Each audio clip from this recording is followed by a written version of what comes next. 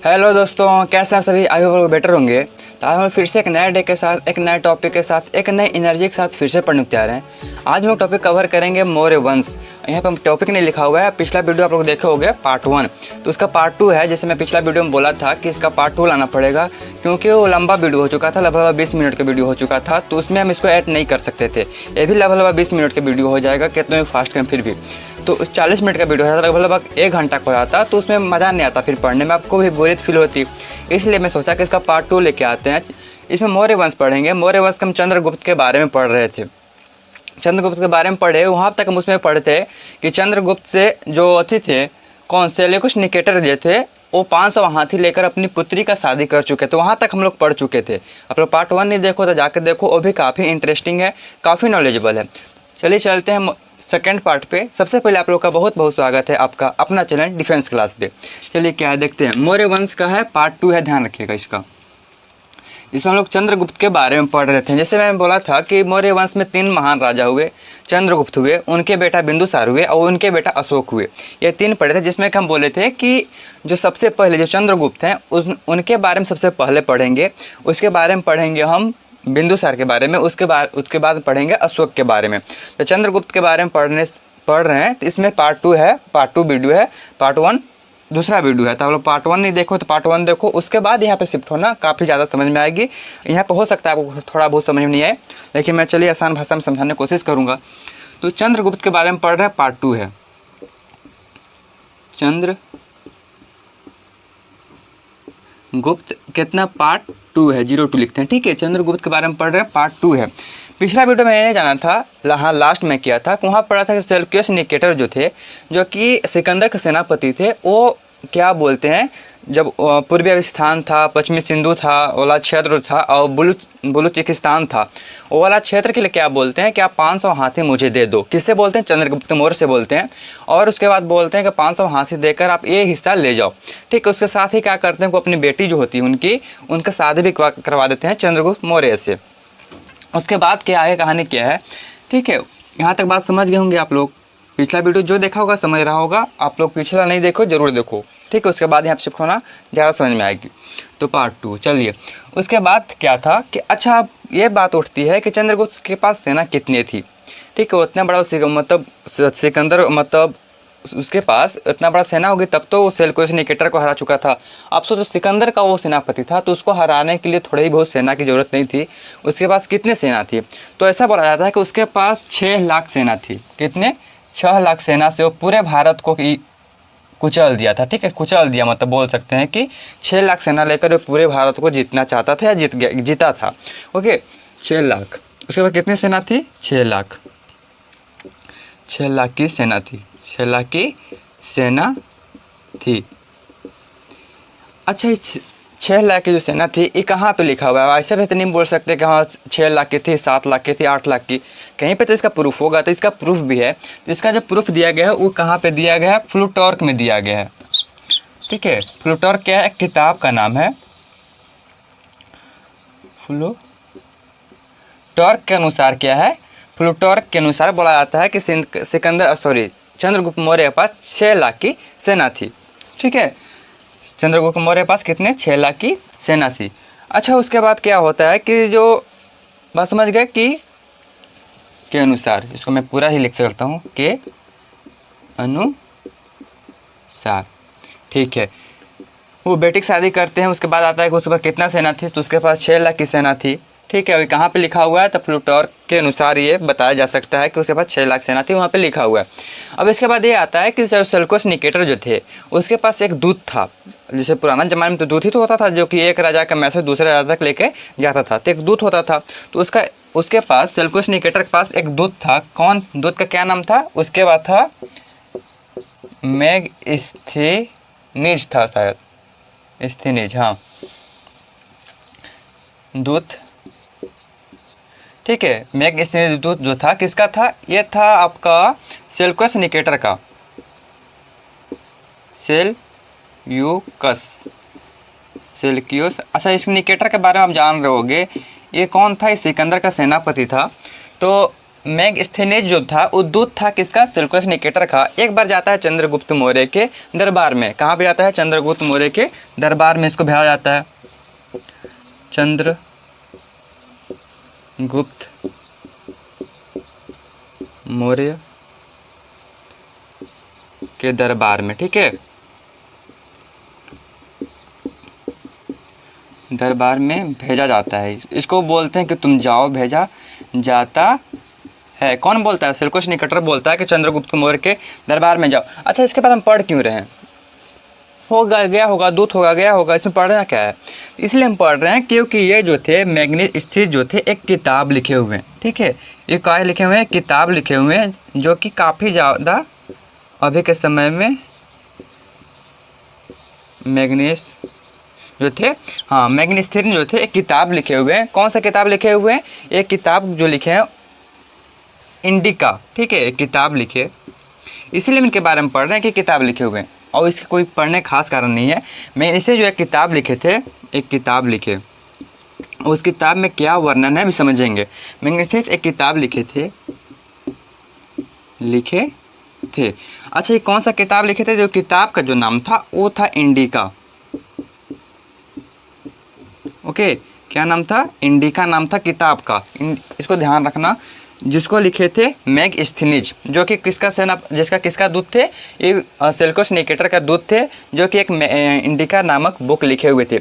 इस इंडिका नामक बुक में क्या वर्णन है, इसमें ये वर्णन क्या है, इसमें पाटलिपुत्र के बारे में वर्णन है। पाटलिपुत्र, जिसको हम लोग पटना के नाम से जानते हैं, इसके बारे में अच्छी खासी उसमें वर्णन किया गया है कि पाटलिपुत्र कैसा था, ठीक है, इस बुक में, ठीक है। उसके साथ और क्या किया गया, तो उसके साथ प्रशासन, सैन्य प्रशासन,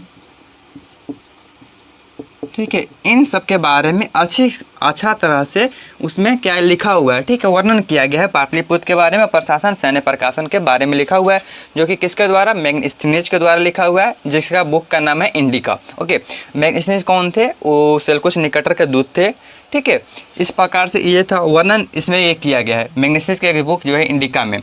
उसके बाद यहाँ पे आती है कि अब जो है साथी जो चंद्रगुप्त मौर्य थे, अब बूढ़े हो चुके थे, ठीक है। वो जब बूढ़े होते हैं, इसको मैं ऊपर से रेज करूँ, आप लोग लिखे हो तो लिख लो, ठीक है। आज मैं पूरा अच्छा सेंटेंस नहीं लिख रहा, कारण क्या है कि बहुत लंबा वीडियो आता है, तो इसमें सेंटेंस लिखने में काफ़ी ज़्यादा टाइम लगता है, तो आप लोग समझाने के लिए बस मैं लिख रहा, पूरा सेंटेंस में नहीं लिख रहा, ठीक है। तो ऊपर से मैं रेज करता हूँ, क्योंकि लिखने ही में काफ़ी ज़्यादा टाइम जाता है और इसमें ही लंबा वीडियो बन जाता है, इसलिए बोरियत फील होने लगती है। चलिए, हाँ तो कहाँ तक थे, वर्णन तक थे। अब क्या होता है कि अब चंद्रगुप्त मौर्य जो हैं धीरे धीरे बूढ़े हो चुके होते हैं, और तब जब ऐसे बोला गया, जब बूढ़ा लोग होता है ना, राम राम करना स्टार्ट करता है, और जब उसके पास थोड़ा अच्छा खासा हेल्थ होता है, तो पाप करने के सिवा बहुत अधिक मात्रा में पाप करता है और कम मात्रा में पुण्य करता है। अब इसको कोई माइंड मत करना, लेकिन जो है सो बोल रहा हूँ।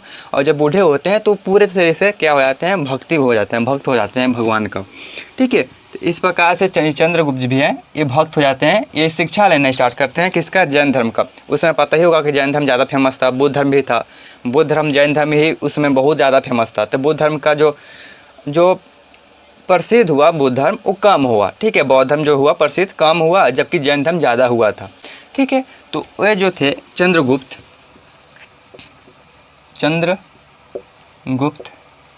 जब बूढ़े हुए, चंद्रगुप्त वृद्धावस्था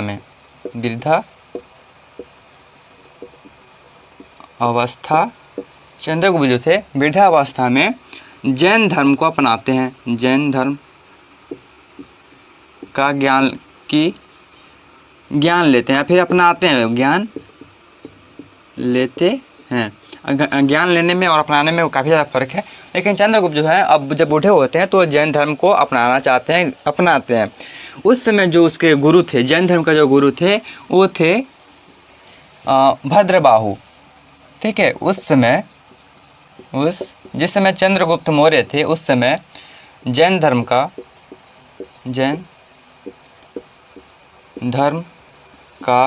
गुरु बोल सकते हैं, गुरु जो थे वो कौन थे, भद्रबाहु थे, भद्रबाहु थे। कौन? जैन धर्म का जो गुरु थे उस समय भद्रबाहु थे। उन्हीं से क्या करते हैं कि जैन धर्म का दीक्षा लेते हैं। ठीक है, उसके बाद ये धीरे धीरे और भी बूढ़े हो जाते हैं। तो इसके बाद इनकी मृत्यु होती है। कहाँ पे होती है? कर्नाटक में होती है। इनका मृत्यु कर्नाटक में, आप ध्यान रखना, कर्नाटक। उसमें एक स्पेसिफिक जगह जो है जहाँ पे इनका मृत्यु हुआ था उस गांव का नाम है श्रवण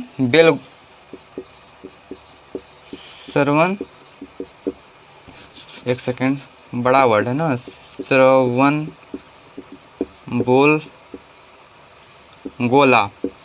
ठीक है, एक जगह का नाम है जहाँ पे इनकी मृत्यु होती है। कहाँ पे?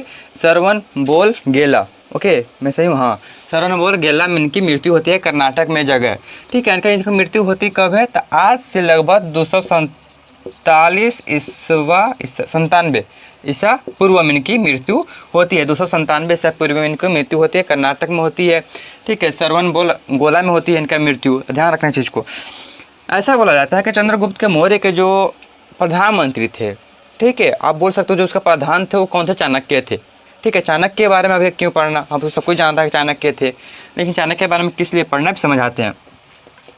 चंद्रगुप्त मौर्य का, चंद्रगुप्त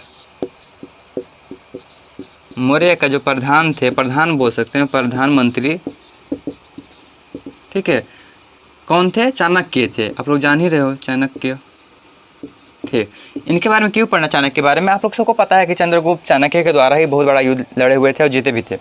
ठीक है, अब देखते हैं।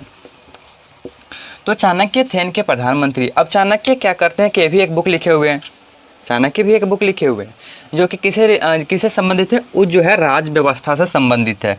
चाणक्य एक किताब लिखते हैं, चाणक्य एक किताब लिखते हैं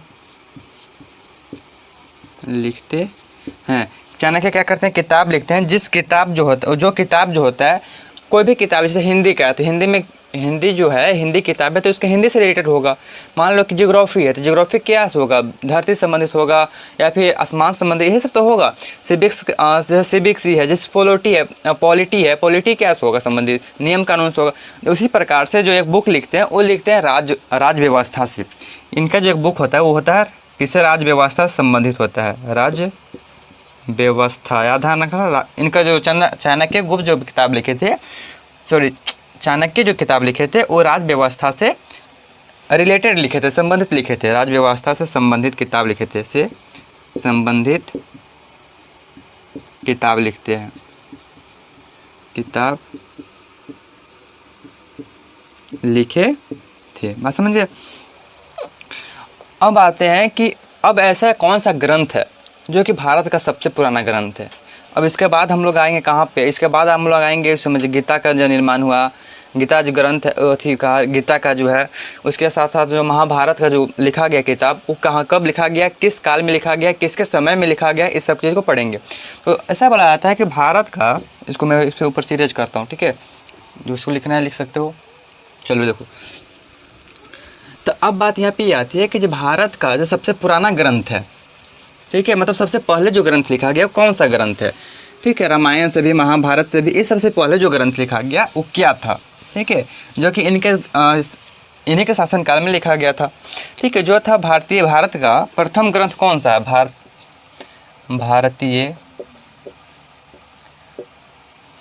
का लिखते हैं, भारतीय ही होगा, भारतीय ग्रंथ ना। ठीक है, सबसे प्रथम बार जो ग्रंथ लिखा गया वो कौन सा लिखा गया और किससे रिलेटेड था? ठीक है, तो ये जो भारतीय ग्रंथ जो लिखा गया ये था संप्रांग। ठीक है, हाँ, संप्रांग ये ग्रंथ का नाम है, ग्रंथ। ठीक है, ये जो ग्रंथ लिखा गया था भारत में सबसे पहले लिखा गया था। अच्छा, ये जो संप्रांग ग्रंथ किससे रिलेटेड है? क्या इसमें लिखा हुआ है? तो इसमें जो लिखा हुआ है वो प्रशासन के जो व्यवस्था था उसके बारे में लिखा हुआ था। प्रशासन के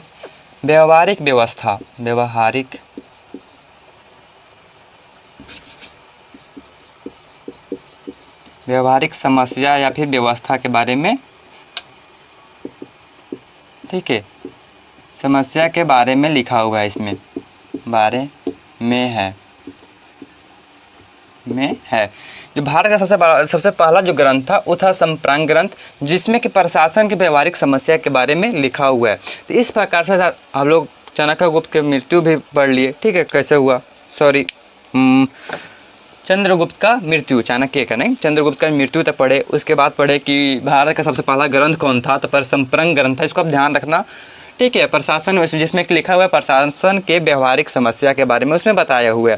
तो इस प्रकार से था चंद्रगुप्त मौर्य के पूरा डिटेल वीडियो, ठीक है। चंद्रगुप्त मौर्य के बारे में हम पढ़ लिए पूरा अच्छा से, फर्स्ट वीडियो और सेकंड पार्ट में दोनों कवर कर लिए अच्छी तरीके से, ठीक है। आज लिए हम इसलिए हम सेंटेंस पूरा अच्छी तरीके से नहीं लिखे हैं, कारण कि टाइम बहुत ज़्यादा लगता है, टाइम ज़्यादा हो जाता है और बात वही रहती है, ठीक है। तो आप लोग मोटा मोटी समझ गए होंगे।